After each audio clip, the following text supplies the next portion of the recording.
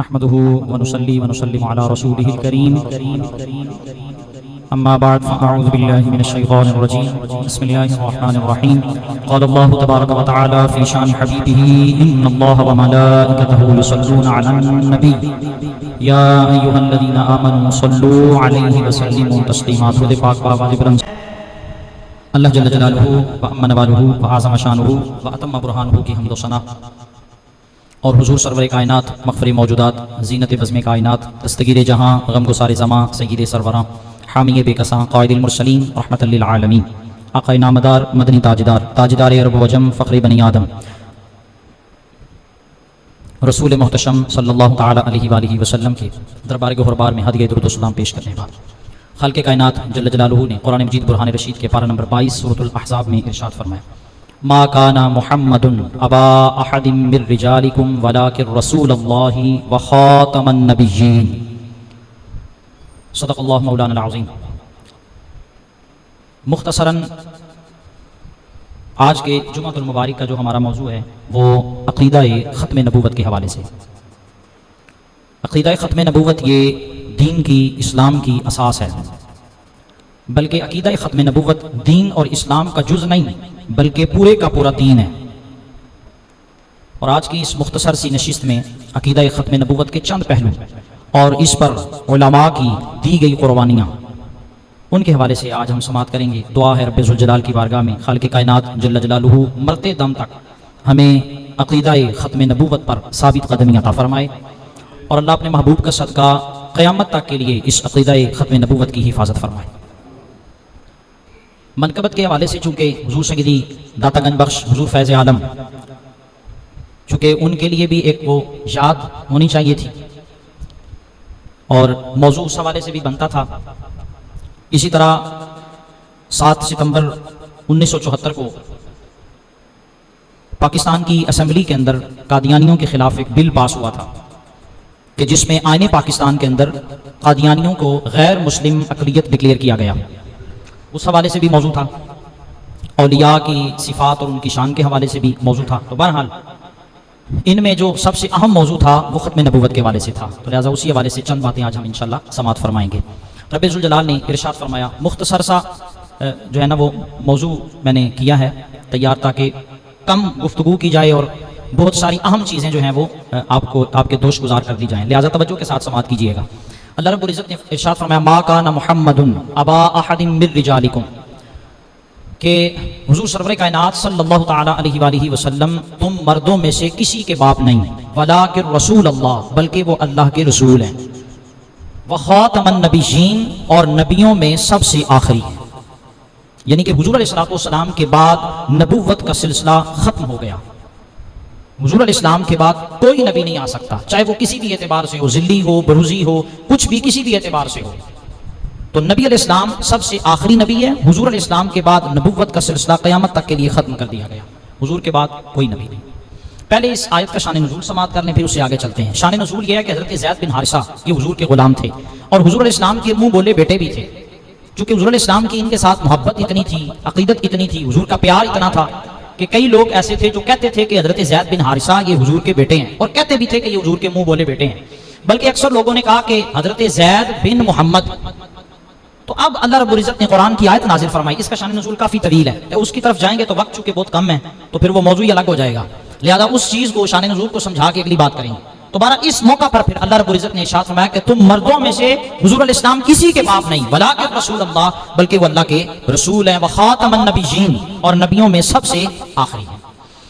حضور علیہ السلام کی ختم نبوت کے حوالے سے قرآن مجید کی درجنوں آیات ہیں جو حضور کی ختم نبوت پر دلالت کرتی ہیں، اور احادیث کے حوالے سے دیکھا جائے تو ایک ذخیرہ ہے، یعنی 150 کے قریب جو گنتی میں آتی، اس سے بھی زیادہ ہو سکتی ہیں، اگر کوئی محدث ہو اور پڑھنے والا ہو تو وہ اس سے بھی زیادہ احادیث مل سکتی ہیں، وگرنہ 150 احادیث حضور علیہ السلام کی ختم نبوت کے حوالے سے ہیں کہ حضور علیہ السلام آخری نبی ہیں، حضور علیہ السلام کے بعد کوئی نبی قیامت تک کے لیے نہیں آ سکتا۔ پھر حضور علیہ السلام نے بڑی خوبصورت مثال ارشاد فرمائی ختم نبوت کے حوالے سے۔ آپ نے فرمایا ایک عمارت ہو، ایک عمارت ہے، ایک مکان ہے جو تعمیر ہو گیا لیکن ایک اینٹ کی جگہ اس میں باقی رہ گئی، آنے والا تھا، اس نے دیکھا اور دیکھ کے اس نے کہا کہ بڑی اچھی عمارت بنی ہے، لیکن اگر یہ اینٹ بھی یہاں پہ لگ جاتی تو عمارت کمپلیٹ ہو جاتی۔ تو یہ नबुव्वत की खूबसूरत और हसीन अमारत, इसके अंदर सारे नबी आए, लेकिन आखिर के अंदर मैं यानी नबी करीम सल्लल्लाहु अलैहि वसल्लम की जगह बाकी थी। जब हुजूर अलैहिस्सलाम तशरीफ लाए तो अल्लाह ने नबुव्वत की इस अमारत को मुकम्मल कर दिया। उसके बाद अब क़यामत तक के लिए कोई नबी नहीं आ सकता। ये हुजूर के फरामीन है। फिर हुजूर अलैहिस्सलाम की ये भी अहादीस, चूंकि क़यामत की निशानियों के हवाले से भी नबी अलैहिस्सलाम ने हमें बताया, तो हुजूर अलैहिस्सलाम ने फरमाया कुर्बे क़यामत में 30 झूठे आएंगे। बल्कि हुजूर के ज़माने में भी 2 लोगों ने नबूवत का झूठा दावा किया था, जिसमें सर-ए-फ़हरिस्त मुसैलमा कज़्ज़ाब है, उसने भी नबूवत का दावा। तो बहरहाल हुजूर अलैहिस्सलाम ने फरमाया था कि 30 झूठे आएंगे। और लोगों ने ना कुछ ऐसे थे कि जिन्होंने जस्ट सिर्फ दावा ही कर दिया, बस वो बात चली और एक मामला खत्म हो गया। लेकिन जो मामला एक मुनज़्ज़म तरीके से शुरू किया गया, आप समझ गए होंगे मैं किस बंदे की बात कर रहा हूं, मिर्जा गुलाम अहमद कादियानी की। यहां से जो मामला झूठी नबूवत का इसने शुरू किया, तो ये बड़े मुनज़्ज़म तरीके से शुरू किया। उसकी वजह क्या है? उसकी वजह यह है कि इसके पीछे जो सपोर्ट थी वो अंग्रेज की थी।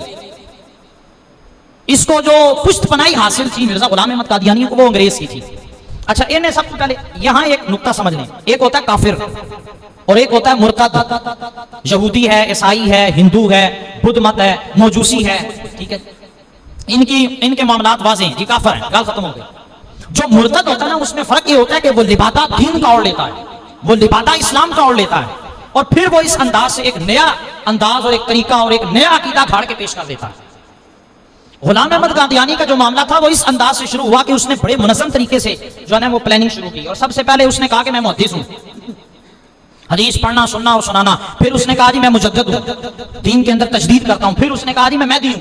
फिर उन्होंने कहा जी मैं मसीह मऊद हूं जो आएगा क़ुर्बे क़यामत में। और एंड पे उसने फिर कहा कि मैं नबी हूं, माज़अल्लाह, नबूवत का झूठा दावा कर दिया। और ये सबसे जो पहला उसने अटैक किया ना मिर्जा गुलाम अहमद कादियानी ने, वो बड़े बड़े जो उस वक्त के सरदार और जंगीदार थे और चौधरी थे बड़े बड़े, वहां से इसने ये प्रोग्राम शुरू किया। आम बंदे तक तो रिसाई वाला मामला तो लोग कहते हैं यार 2-4 बंदे ने नाल और माड़े माड़े ने, इसका क्या इतना। तो जो वहां के उस वक्त के असूख वसूख के बंदे, और आपको पता है उस वक्त बड़े शरीर पाको हिंद था, जमहूरी हुकूमत थी हिंदुस्तान की भी और पाकिस्तान की भी, और हर किसी को बात करने की, गुफ्तगू करने का हक हासिल था।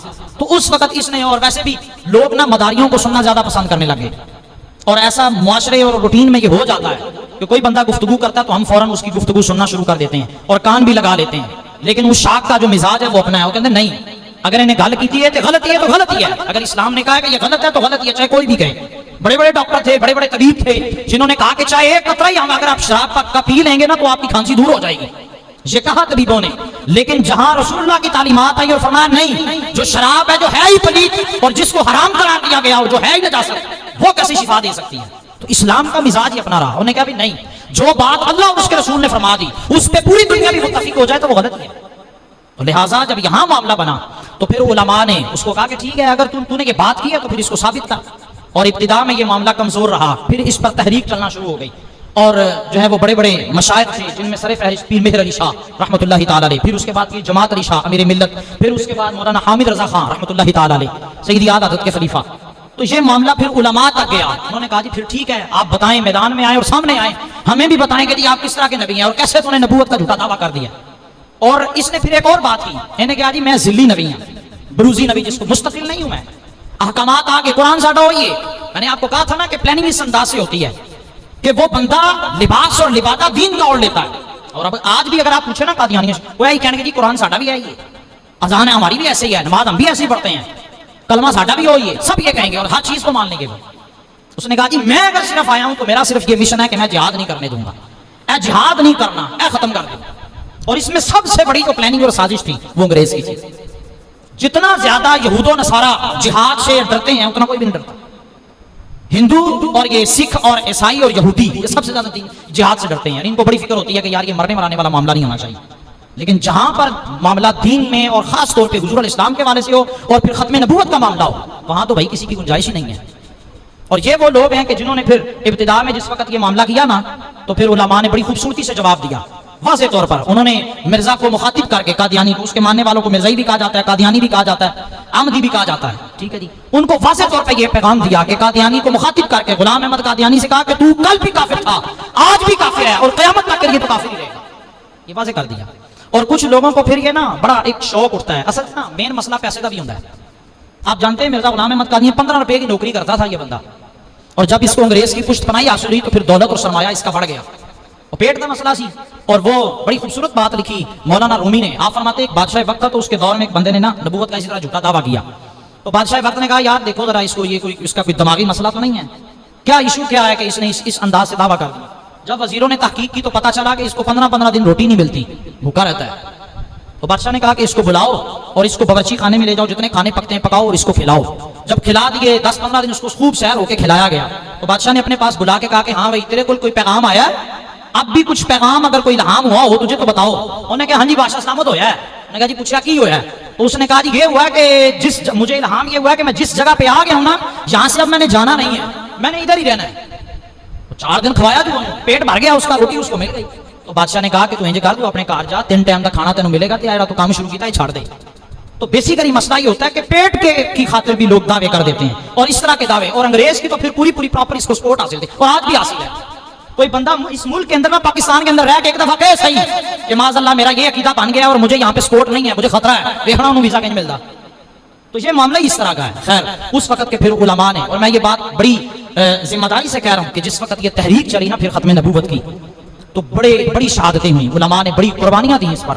اور یہ بھی میں بات عرض کر دوں بڑی ذمہ داری کے ساتھ کہ جب اس طرح دین کے معاملے میں کوئی تحریک چلتی ہے نا، نہ کوئی پیر اگے ہوندا ہے، نہ کوئی لاکھ روپیہ لینا دے، نہ خاں اگے ہوندے نے، اور نہ یہ جو قوال جو بڑی قوالیاں کر کے اپنے آپ کو ثابت کرتے ہیں جی اسی بڑا دین سنا رہے لوگوں نے، اور نہ کوئی اس طرح کا لوگ کوئی بھی آگے نہیں آتے۔ اس وقت اگر قربانی دی جاتی ہے تو علماء کی، اور دیتے ہیں قربانی۔ پیر جماعت علی شاہ صاحب اور حضرت علامہ محمود رضوی رحمۃ اللہ تعالی علیہ، قلعے کے اندر ان کو بند کیا گیا اور الٹا لٹکا کے انگریز نے ان کے نیچے نا توڑی بچھا کے اس میں آگ لگائی، اور دھواں ان کے ناک میں گیا تو ساری زندگی وہ دمے کے مریض رہے، اور انگریز نے کہا ہاں جی کرو ہن گل پھر ختم نبوت دی جو تسی کرنی ہے۔ اور اسی طرح اور بھی بڑے ایسے علماء اور مشائخ تھے جن کو سزائیں دی گئیں، صرف غلطی کیا ہے کہ تسی ختم نبوت کی گل کی کیوں، آپ نے ختم نبوت کی تحریک چلائی کیوں، اس وجہ سے سزائیں دی گئیں اور علماء کو شہید کیا گیا۔ اور پھر حضرت امیر ملت حضرت شاہ احمد نورانی رحمۃ اللہ تعالی علیہ، انہوں نے پھر اس کاوش کو مزید جو ہے نا وہ آگے بڑھایا اور اٹھایا، اور پھر بھٹو کے دور میں اس نے کہا کہ جی ٹھیک ہے ہم اسمبلی کے اندر اس چیز کو رکھیں گے اور آپ جو ہے وہ کریں پراپر طور پر اس کا دفاع اگر آپ کر سکتے ہیں، اور واقعی اگر وہ جھوٹے ہوئے تو ان کو غیر مسلم اقلیت قرار دیا جائے۔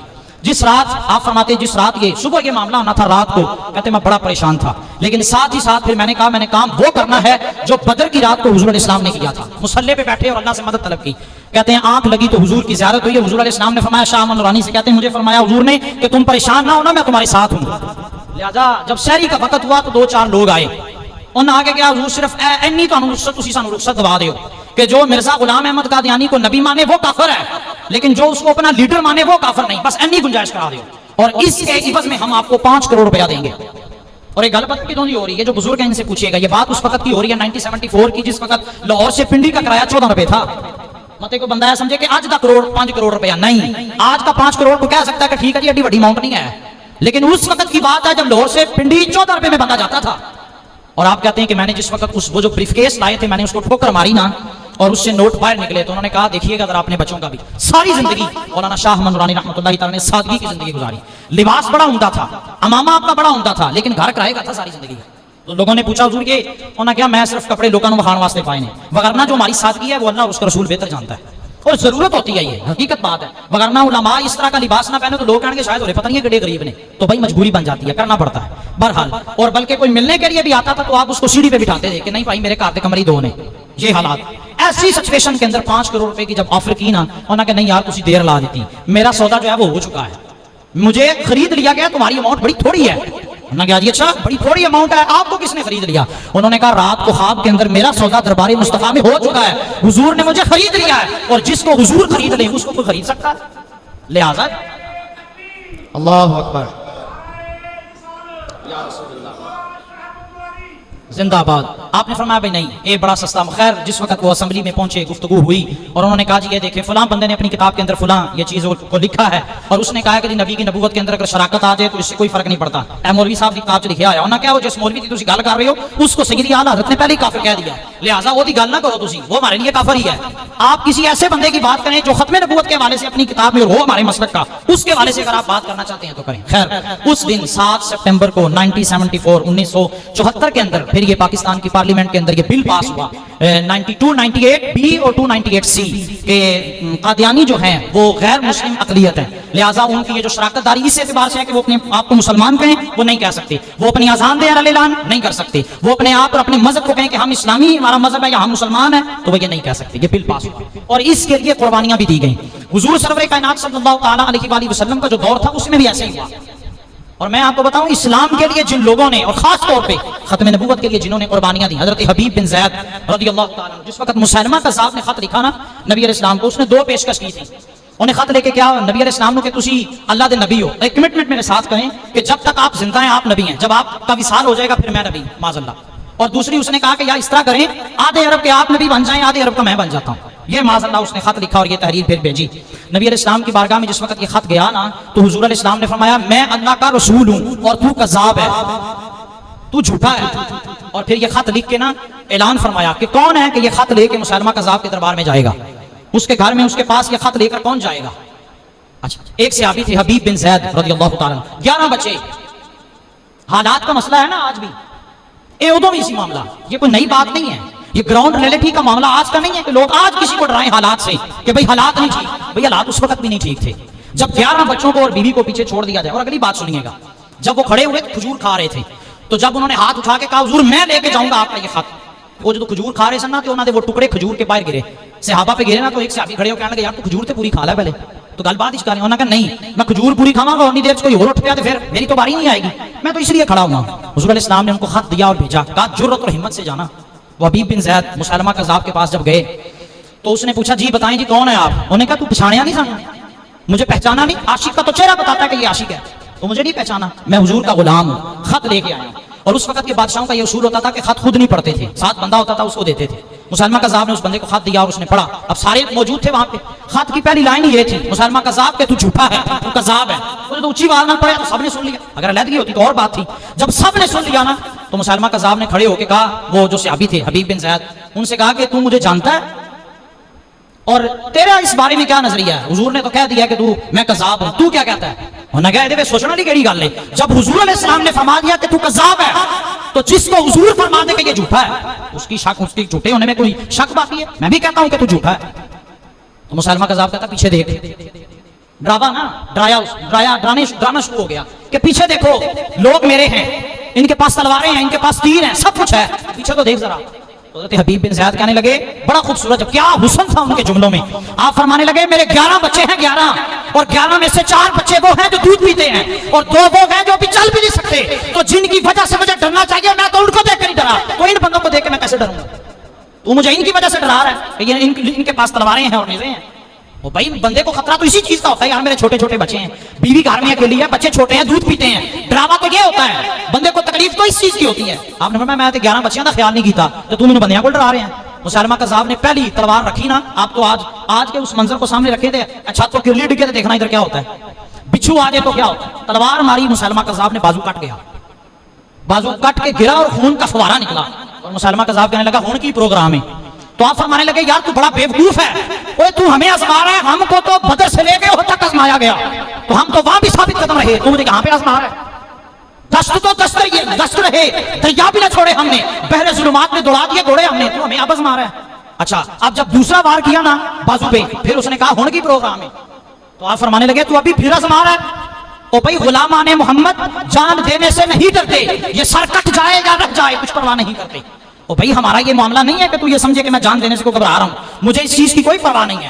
اقبال نے کیا تھا، نکل کے صحرا سے جس نے روما کی سلطنت کو الٹ دیا تھا، نکل کے صحرا سے جس نے روما کی سلطنت کو الٹ دیا تھا، سنا ہے میں نے یہ قدسیوں سے وہ شیر پھر ہوشیار ہوگا.